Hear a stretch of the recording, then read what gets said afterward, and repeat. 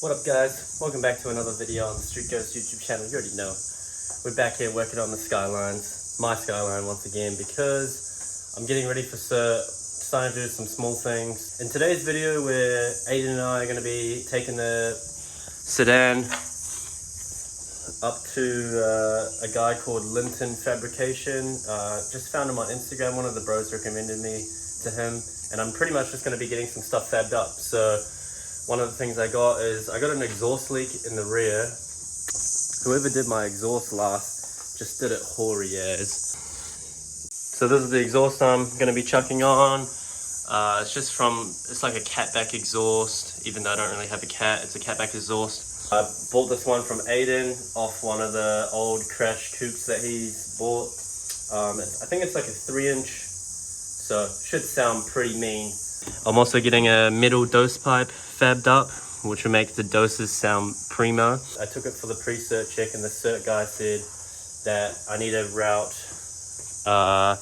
So I'm not allowed to have this breather on the catch can. I have to actually route a line from there into the intake pipe here. So, and it's kind of hard to do with the rubber, so that's why I'm getting a middle one made. Get a middle dose pipe, better doses, and I get to tick off that thing off the list, so that's good. Yeah, also I'm just getting the intercooler pipe made into one piece from the turbo down under here to the intercooler.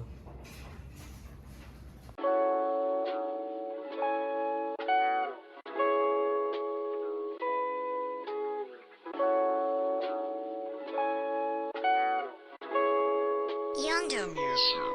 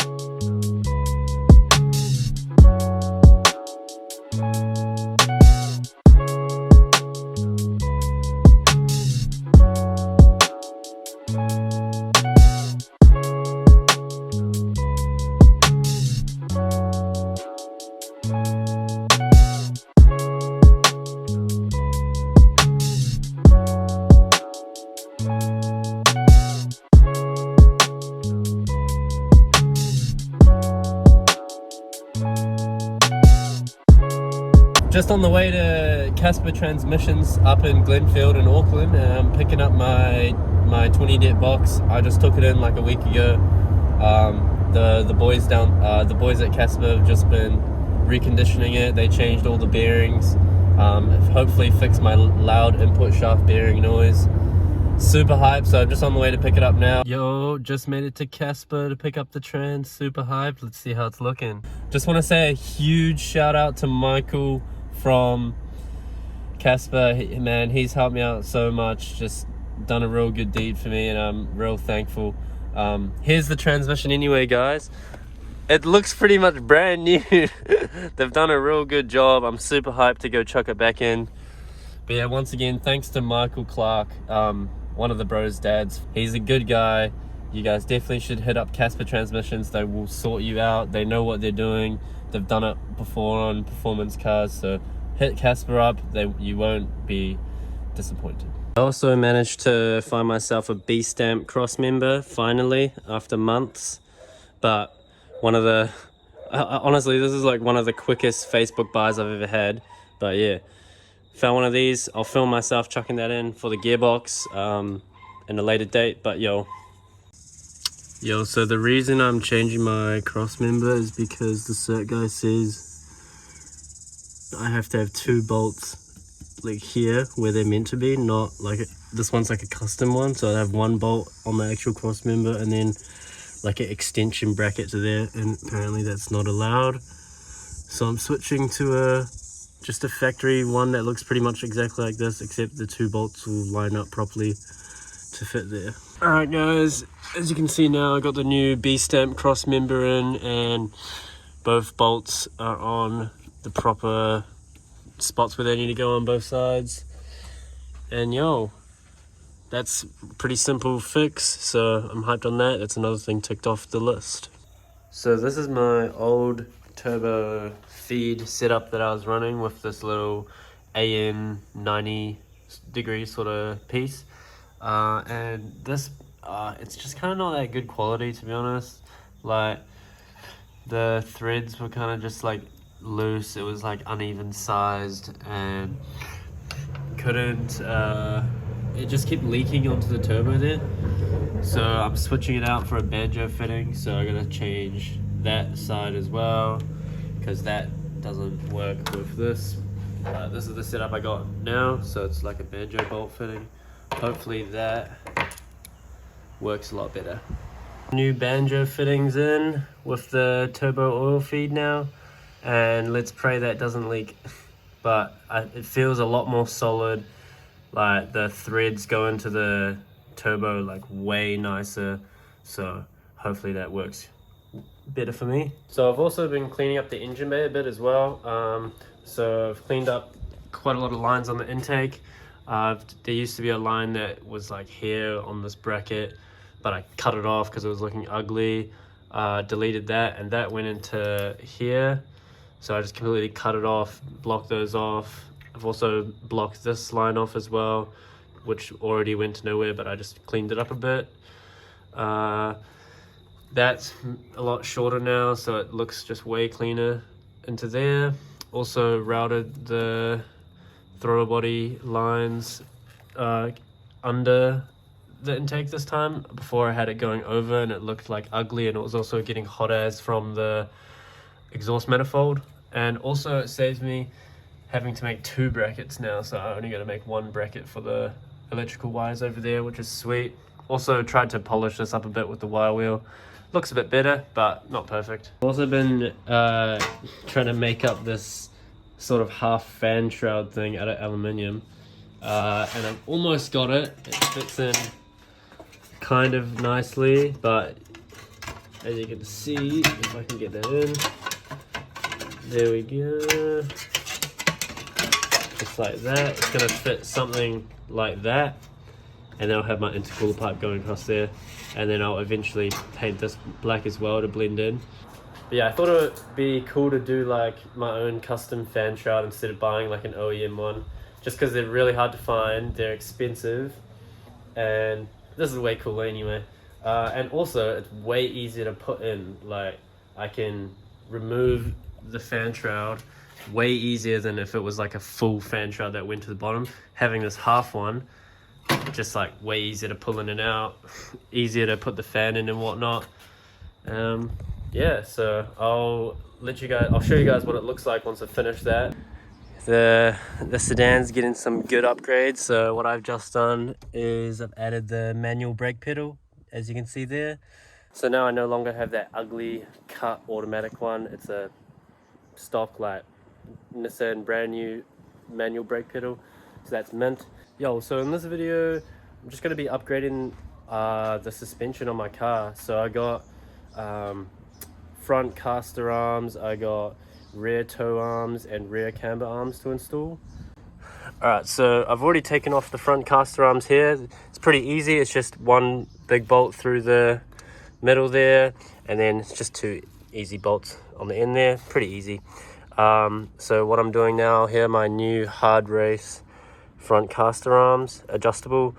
So all I'm doing now is I'm going to use a measuring tape, and I'm going to measure the length of the old ones, and I'm going to make the new ones the exact same length, just because I'm not actually gonna go get an alignment straight away. So, and I still want to be able to drive the car somewhat, and I don't want it to like screw up my alignment heaps. So I'm just measuring the same length, and it should be good.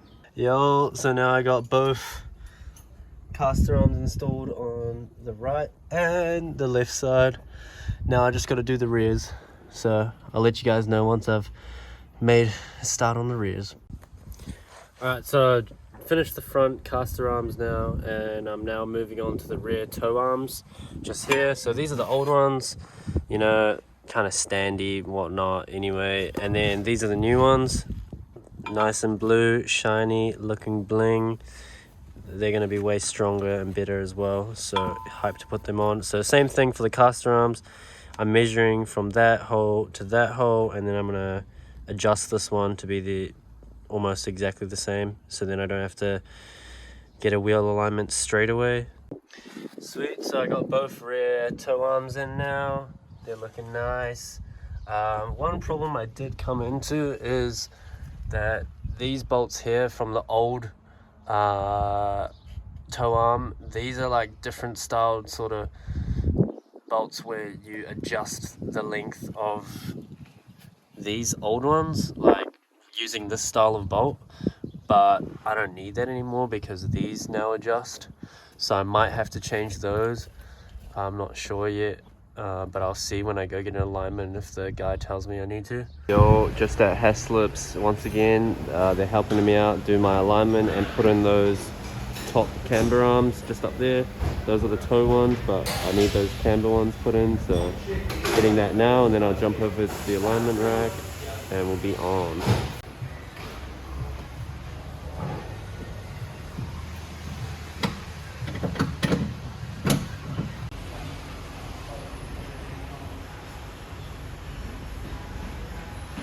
So I got my car with the new adjustable arms on, the front caster arms, the rear toe arms and rear camber arms, and that just ties in nicely with my adjustable suspension. As you guys saw, I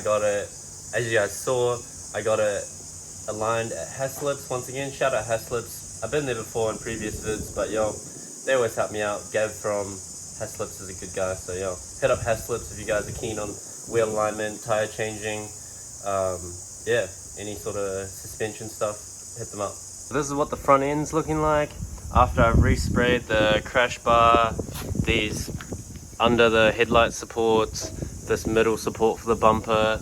Pretty much resprayed this whole front end, and it's looking mint. I'm super happy with how it's come out. But yeah guys, here, a little engine update as well. I've actually painted the rocker covers red, which looks real clean. Tidied some of the loom up here. Just had a couple extra plugs, but I didn't want to cut them off, so I just got some electrical tape and just taped them together so it's all one, a little bit nicer. And now I just need to work on how to secure that at the back there properly. But yo, that's coming along real nice. Just goes to show guys, you can buy a car that's not the cleanest, but if you tidy it up, tidy the motor up, just give it a refresh, change the oil, change the gaskets. There's no reason why the motor is not going to run good. Like, these things are made to run for a while, so if you take good care of it, they'll run actually quite good. But if you want to RFB it, that's all good too. Wow, so as you guys can tell, the 34 has come a long way. So many more upgrades than what I thought. Coming from those turbo conversion videos that I made like ages ago. Yeah, it's crazy. The 34 has come so far. So many small upgrades that I never expected I'd be doing, and so much more money spent than I expected as well. But it's all been worth it, and now I'm gonna give you guys an update on the car, and it's fully ready for CERT now. I've completed everything that the CERT guys wanted, so I'm just gonna run you guys through what else I've done, because what you've seen in the previous half of the video, so much more has happened since then. So let's get into it. So boom, as you guys can see, something I've added is a nice cool pack cover. Shout out to Aiden for that. That makes it look proper. I also, something I did was I actually deleted this PCV pipe here, and I was running it for maybe like a week or two. And it actually made the car like way shitter, surprisingly. Like, I thought it would be okay because I'm running the catch can, but yeah, no, having that PCV pipe is like, it actually helps out quite a lot. Without it, I just had it blocked off, and like when you give the car a good boost, I had like oil coming out of everywhere. Like, I had oil coming out of the dipstick, coming out of the top of the rocker covers here. Like, it was just, you know, it was getting messy, so I chucked that back in. That's way better. Something else I've done, you can see this nice intercooler pipe here. It's just nice one piece all the way down to here, and then that joins up to the intercooler down there. Another thing is that fan shroud that I had, that I was doing it earlier in the video, that's all painted up now, and that's looking mean. Like, I'm super happy on that fan shroud, eh? Like, I'm so happy on that fan shroud. It came out way better than I thought. The catch can set up here, routed into the dose pipe. My nice new dose pipe here, it's looking mean. It looks a bit ugly here because I got this bracket here, which is the nice one, and I got this like shitty one here. But that's just temporary, because as soon as I get the CERT, I'm just gonna delete this line because it's so pointless. I'm gonna chuck my filter back on. I might even get a new catch can because this one's kind of shit. That's the main thing. Those are the main things I've done in the engine. Oh, also I had to add a fan, not a fan shroud, a heat shield for the turbo. The CERT guy said he wanted a heat shield for the ABS unit, so I either had to put one there, or I just used the factory bolts on the manifold there, and I just made a turbo shield, and that actually looks real nice. Super happy with that.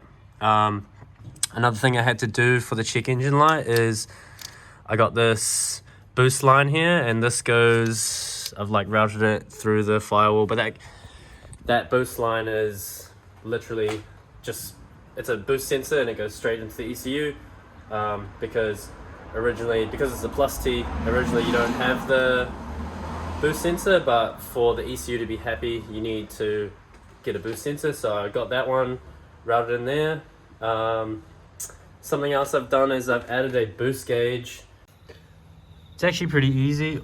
All I did was tee into this vacuum line here that went into the back of the intake manifold on these RB25D motors. Just teed into that with the boost line, and I run it all the way along the back there, and then I've put it down through that small hole, which comes out down under here, and then I've routed it, can't get the camera in there, but I've routed it through a little hole that I made in this part of the firewall here, and that takes us around into the cockpit of the car, where it comes out under there, and all I'm going to do is I'm going to run it up along there somewhere, and I'm going to try and mount the gauge around here, because I don't need this stupid switch anymore. It doesn't do anything, so I'm just going to try cut out a circle, mount the gauge in there. So here I've got the plug from my stereo, and I'm wiring the gauge into the plug, so then when I turn the ignition on for the stereo, the boost gauge comes on as well. Sweet, as you can see, they're soldered in now. Boom, everything's all wired in, taped it up nicely so the wires aren't exposed, and now you just gotta chuck that back in the car, and I'll show you guys once it's all back in and all lit up looking nice. Sweet, so yo, this is the boost gauge, and as you can see, when I chuck the key in and I half click it, the light comes on, it looks mean.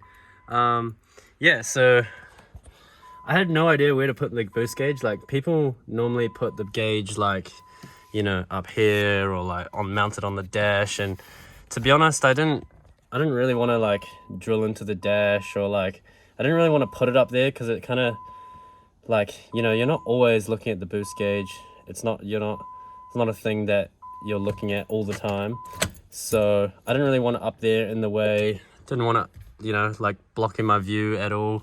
Just wanted it to be clean like that. And yeah, I thought down here was a sick spot. It's like ski low as, and it looks super clean. Like, you know, it kind of looks like factory, kind of like right in there. Yeah, super sick. Another thing I had to do was actually raise the front up a bit, because I don't have camber arms at the front. I only have them at the rear. So to get the wheel alignment within the CERT spec, I either need to buy camber arms, and I wasn't going to do that at the moment because I've already spent heaps of money, and I need the extra money at the moment. So I just raised the car up a bit to get in that CERT spec, and then I'll probably just end up dropping it down once I pass the CERT. Another cool thing that I've added, because I've turboed the car, you know, you want the turbo brakes. So I now got some R34 big brakes on the front, and I also got the big brakes on the rear as well now. So that's mean, like, it makes a huge difference, guys. Like, when you're boosting a turbo car, those small brakes, like, they do the job, but if you need to stop, they're absolutely shit. So these big brakes mean as. Welcome to the and most annoying part of this video, drive shaft hoops. So I want to film this for you guys for this specific purpose because I've had to redo it twice now, and this is the third time we're redoing it.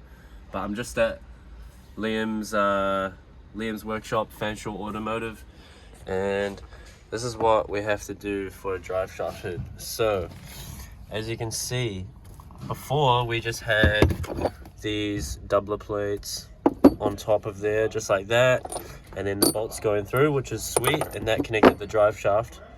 But the CERT guy says that you actually need to remove this sound deadening so it's metal on metal contact. So make sure if you guys do a drive shaft hoop and you're trying to get it CERTed, you make sure you take off that sound deadening. And also you can see we installed it on this side here, but he said this is actually also too far out, so you need to get the bolts and the doubler plates as close as you can to that tunnel as possible for the ultimate strength. And you want to do that on both sides, close as you can on this side and close as you can on this side.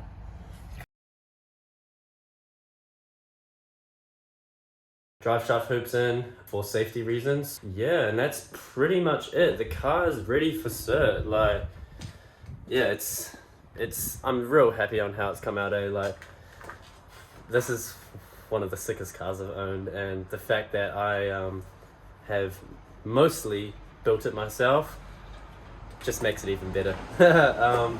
Yeah, but this is gonna wrap it up for this video. But thank you for watching, guys. I appreciate everyone commenting down below and wanting to see updates on the 34 sedan. There's still a lot of work to be done, but it's gonna be road legal now. And then I got, you know, like, I want to do things like the bumper, like redo the bumper, maybe get like a nice front lip, some side skirts, and make it look nice and pretty. But for now, this is what the car's looking like. And I don't know if you guys are from the start and you've seen what this car used to look like, then you will know how far it's come. And yeah, it's looking minto. Hit that like button down below for more content. Comment down below like what you maybe want to see on the 34. You guys want to see some driving content? Because I kind of been slack on the driving content. I haven't really been driving the car too much, to be honest. I don't really want to risk it with insurance and certs. Like, I've been through that before. Like, you know, I've had some stupid crashes before, and people crashed into me, and if you don't got insurance, man, you're fucked. So it's been so hard not to drive the car. But yeah, I just want to wait till I got insurance and make sure I'm all covered, because I've spent a lot of time, a lot of money on this, and just like that, if someone crashes into me or I crash into someone, it's all gone down the drain. So you gotta be patient. Yeah, cheers for watching, guys. Comment down below again what videos you want to see. But yeah, for now, peace out. Hope you enjoyed, and I'll come out with a video soon once it's fully certed, and I'll put like a little nice cinematic edit and stuff for you guys. But for now, this is the R34 update, and I hope you enjoyed. Peace.